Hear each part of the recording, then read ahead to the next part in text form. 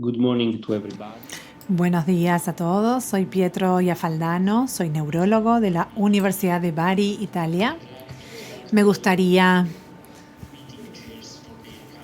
agradecerles a los organizadores de la reunión por su amable invitación. Hoy les voy a hablar acerca de las ventajas y desventajas ofrecidas por la evidencia del mundo real. Bueno, podemos comenzar con la definición de la evidencia del mundo real. La FDA define la evidencia del mundo real como evidencia clínica respecto del uso y los beneficios potenciales o riesgos potenciales de un producto médico derivado del análisis de datos del mundo real.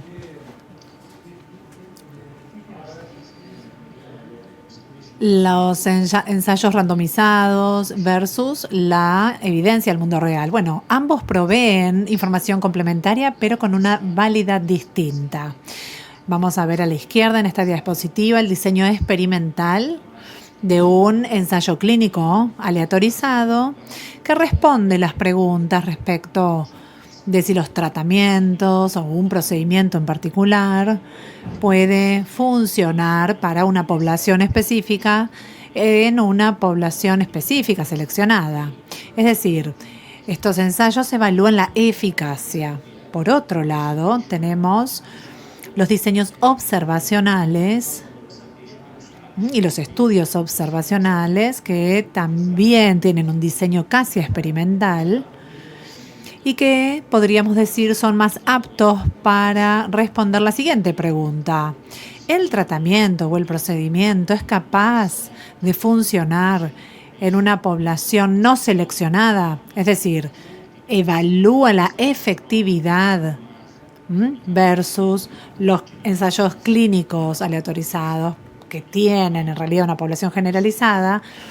Tratan de aquí determinar más bien la edad, comorbilidades, entorno de tratamiento y otros factores. Básicamente observaciones del mundo real, estudios observacionales del mundo real, que son los que incluyen una población heterogénea, no seleccionada, que incluye en realidad todos los niveles de la severidad de una enfermedad o pacientes con comorbilidades y demás.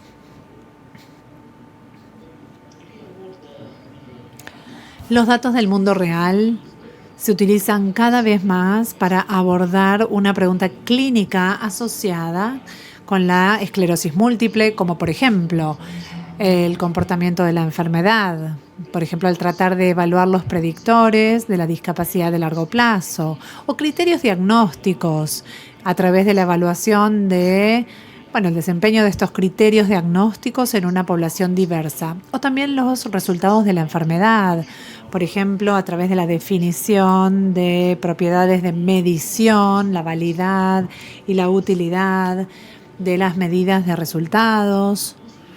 Y lo más importante quizás, los datos del mundo real pueden de alguna manera responder preguntas específicas en términos de la efectividad terapéutica de las terapias o tratamientos para la enfermedad. En este campo, el impacto justamente de la evolución de la enfermedad, se logra determinar a través de los estudios observacionales.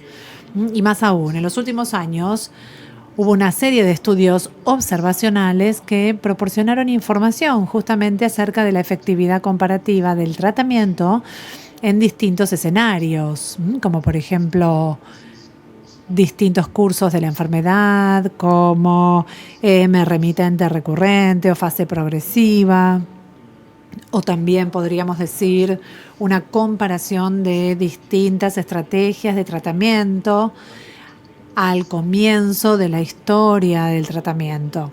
Además, la evidencia del mundo real puede resultar valiosa para evaluar la seguridad y también el riesgo-beneficio, podríamos decir, de las terapias modificadoras de la enfermedad.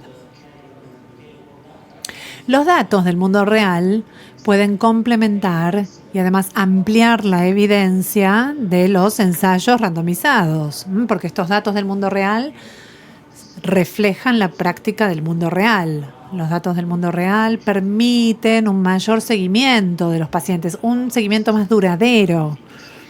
También permiten evaluar mejor la eficacia y la seguridad de los fármacos en las poblaciones que no se estudian en los ensayos. También nos dan una comparación cuando no hay ensayos clínicos y permiten la evaluación del pronóstico. Luego, hay distintas fuentes de los datos del mundo real en el campo de la investigación de esclerosis múltiple, y para cada una de estas fuentes de datos podemos encontrar ventajas, aunque también algunas limitaciones. Las fuentes de datos más importantes son registros, bases de datos grandes, cuyas ventajas principales pueden ser, por ejemplo, que estas fuentes se pueden utilizar para obtener datos de largo plazo o se pueden utilizar en algunas instancias para evaluar la historia natural de la enfermedad. Por supuesto, tenemos limitaciones. Por ejemplo, podemos tener un esquema de visitas discontinuo y también podemos tener, una finalización, digamos, de datos incompleta, lo cual reflejaría datos variables en los distintos lugares. Y en EM tenemos varios ejemplos. Fíjense, acá tenemos algunos registros. Otras fuentes incluyen estudios observacionales prospectivos, fase 4 de marketing y demás, como programas observacionales, Pangea, por ejemplo, o TOP. Y otras fuentes de datos importantes pueden ser las bases de datos administrativas. Aquí la ventaja principal de estas fuentes es que permiten obtener grandes poblaciones de pacientes para brindar información sobre eventos infrecuentes. Quizás la limitación principal aquí de estas bases de datos es que en la mayoría de los casos son incompletas o quizás contienen datos imprecisos. Y recientemente, tenemos fuentes de datos que también vemos que se obtienen y ganan cada vez más interés, por supuesto, como de los dispositivos móviles, por ejemplo, o los biosensores, wearables, o bases de datos y biobancos y registros de datos electrónicos que pueden también verse cada vez más como fuentes potenciales de los datos del mundo real. Como les dije antes, los registros de esclerosis múltiple, están ganando cada vez más atención como herramienta para recopilar los datos del mundo real. Y esto puede ser útil para entender mejor cómo funciona el tratamiento en la vida real. Porque, sabemos que recolectar los datos o recopilar información básica sobre las recaídas o sobre el inicio de la enfermedad o qué sucede con el EDSS, esto nos va a permitir hacer una evaluación longitudinal del efecto de la terapia en la progresión del EDSS o la discapacidad acumulada. Los registros de EM que incluyen datos del mundo real han existido en los últimos más de 70 años, pero recientemente se han diseminado. Encontramos más de 500.000 personas con esclerosis múltiple que han participado en los distintos registros y combinamos todos los registros. En una encuesta reciente, un paper en realidad reciente, que informa los resultados de una encuesta europea que incluye, podríamos decir, los registros de EM más calificados, con autores y coautores, vemos la naturaleza y la estructura de 19 registros europeos en este gran compilado. Es una muy buena herramienta de datos que puede brindar datos personales de la enfermedad, exposición a tratamientos y demás. La mayoría de estos registros en realidad no recopilan las variables importantes, como por ejemplo información sobre escalas de cognición o información sobre MRI. Y una de las ventajas principales de los estudios del mundo real, que justamente se basan en datos de registros, bueno, es que permiten en definitiva un seguimiento más duradero, más extenso de los pacientes en comparación con los ensayos clínicos randomizados. Fíjense las cifras. Aquí observamos la distribución de los pacientes en el registro italiano, estratificado por la duración del seguimiento. Vemos que aproximadamente 20.000 pacientes con EM tuvieron un seguimiento superior a 10 años. Y este grupo de pacientes es muy interesante. Por ejemplo, lo podemos utilizar sin dudas para evaluar el efecto del tratamiento del curso de la enfermedad en el largo plazo.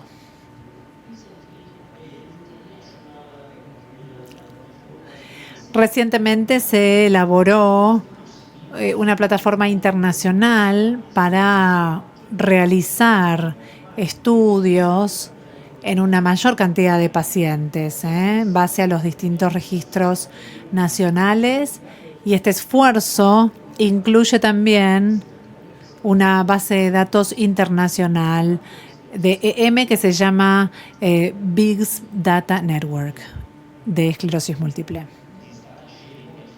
Este esfuerzo de intercambio de datos también ha demostrado la posibilidad de recopilar datos y agrupar datos que provienen de distintas fuentes. Entonces, recientemente publicamos los resultados de uno de los proyectos que nosotros elaboramos justamente para demostrar este ejercicio de tomar datos que provienen de distintas fuentes, a ver si puede ser viable y efectivo. En este proyecto de investigación nos proponemos evaluar el impacto de largo plazo del tratamiento temprano versus tardío. Entonces, en breve, fíjense aquí, encontramos que los pacientes, hemos estudiado datos de más de 11.000 pacientes con un seguimiento de más de 10 años. Entonces los estratificamos el seguimiento y la población de pacientes sobre la base del tiempo desde el inicio de la enfermedad hasta el inicio del tratamiento. Y lo que encontramos es que en un inicio temprano, 1,2 años desde el inicio, por ejemplo, se asoció a menor riesgo de 4 resultados diferentes de la enfermedad: 3 meses y 12 meses de discapacidad confirmada o empeoramiento, y un EDSS-4 y EDSS-6, en comparación con aquellos pacientes que recibieron tratamiento más tarde. Estos resultados, en definitiva, confirman una vez más que el tratamiento temprano se asocia con, un curso más favorable de la enfermedad en los pacientes con esclerosis múltiple. En la última década hemos observado el surgimiento de muchísimos registros y bases de datos que empezaron a producir muchos datos de resultados a partir de grandes grupos de pacientes y a partir de varios estudios observacionales que también se han publicado. Estos estudios observacionales abordan cuestiones que de otra manera serían muy difíciles o imposibles de estudiar. Cuestiones que se han abordado gracias a estos estudios observacionales que incluyen, aunque no se limitan a la progresión de la enfermedad, respuesta del tratamiento, comparación de las terapias modificadoras de la enfermedad y tratamiento. Estos estudios se han resumido gracias a muchas publicaciones, una en particular publicada en el 2017 y otra en el 2019. Pero también hay una limitación del rol de la evidencia del mundo real y esto se ha debatido bastante, especialmente en la literatura reciente.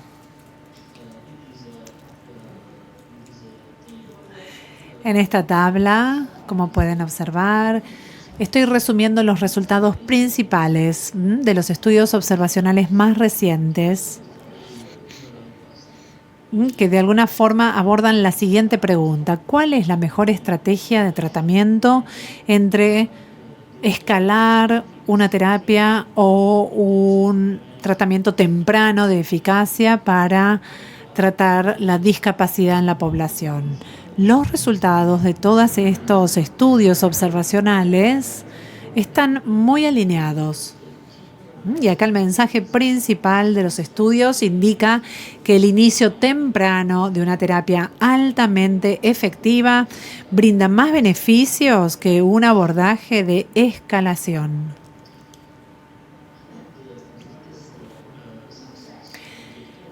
Uno de los mayores éxitos, podríamos decir, del hecho de contar y analizar estos datos del mundo real tiene que ver con que estos resultados llegan de la comunidad científica.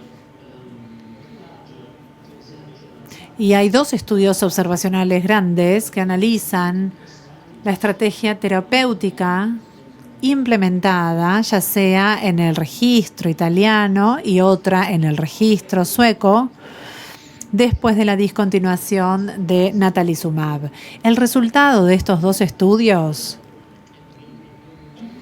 se incorporó básicamente a las guías sobre el manejo de los tratamientos de terapias modificadoras de la enfermedad para esclerosis múltiple.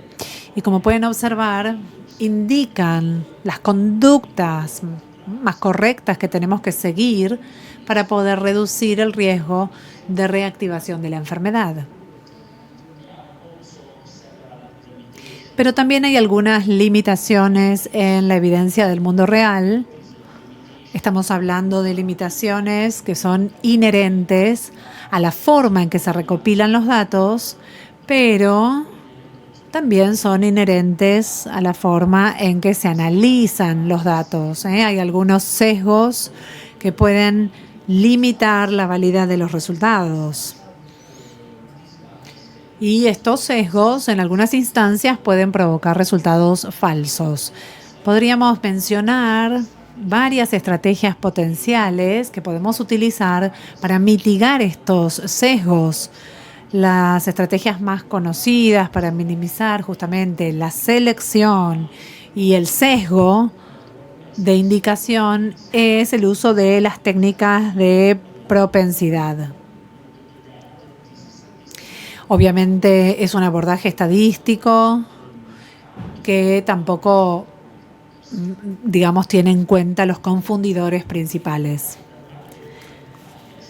Otros sesgos importantes se asocian a la forma en que se recopilan los datos y también podríamos decir